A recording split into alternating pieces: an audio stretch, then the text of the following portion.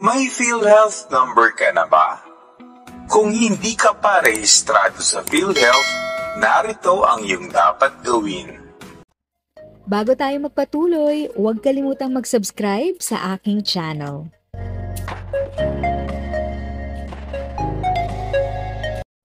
Thank you sa pag-click ng aking video. Good day po sa lahat ng mga nanonood. Sa mga bagong viewers at napadaan lang, by the way, I'm Tita Eda. Welcome to my channel.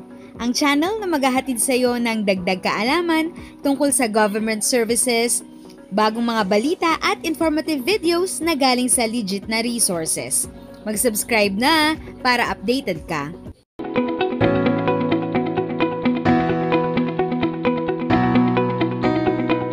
UHC na! May PhilHealth number ka na ba? Kung hindi ka pa rehistrado sa PhilHealth, narito ang iyong dapat gawin. Para sa online registration. Una ng tama at kumpleto ang PhilHealth Member Registration Form o PMRF na maaaring i-download mula sa www.philhealth.gov.ph.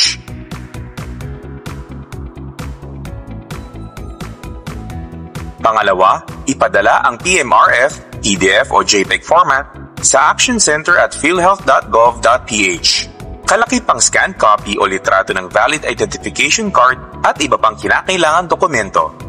Gamitin ang subject na ito sa email, register, space, name, space, city o province, region. Matatanggap ang iyong PhilHealth Identification Number o PIN sa email address na iyong sinulat sa PhilHealth Member Registration Form. Maaari ring magtungo sa pinakamalapit na opisina ng PhilHealth. Ihanda lamang ang mga sumusunod na requirements. Maayos na napunan na PhilHealth Member Registration Form. Magdala rin ng isang valid ID. Kung may idedeklarang dependent, dokumentong magpapatunay ng relasyon dito at proof of income kung ikaw ay nagtatrabaho. Narito ang mga halimbawa ng proof of income.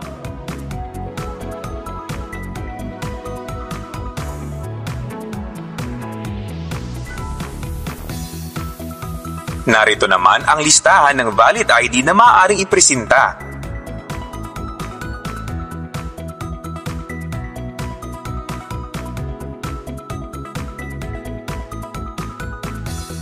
Mga dokumentong ipipresenta para sa idedeklarang legal dependents.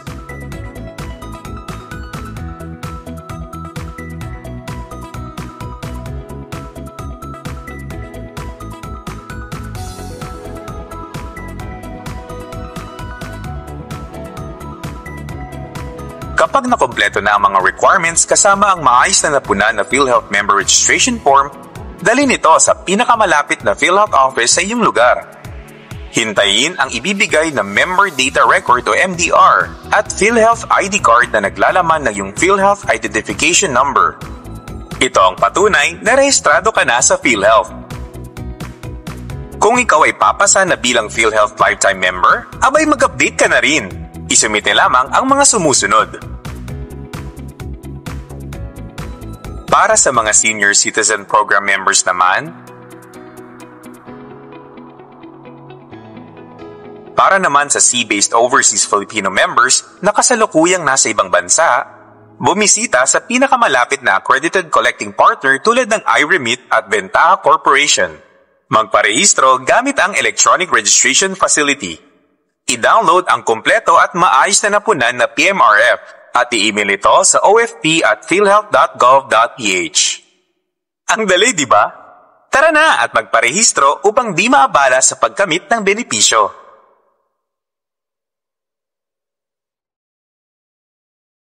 If sa tingin mo, natulungan ka ng video ko na ito, nakasave ka sa oras mo, you can click yung thanks button at any amount ay malaking help sa pag-grow ng channel ko. Yun lang po muna ang aking update.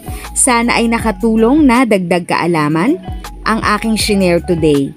Ang goal ng aking channel ay mag-create ng awareness. Kung ganitong mga topic ang gusto mo, panoorin mo ang mga videos ko na ito.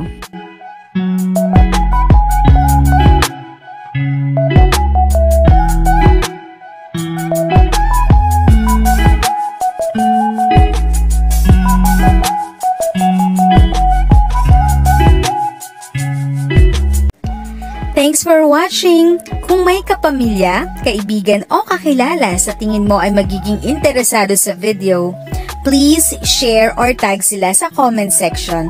At syempre, if nagustuhan mo ang video, i-like mo na ito at subscribe ka na din. As always, feel free to write your questions, comments, and opinions respectfully. And continue to be a blessing and stay safe!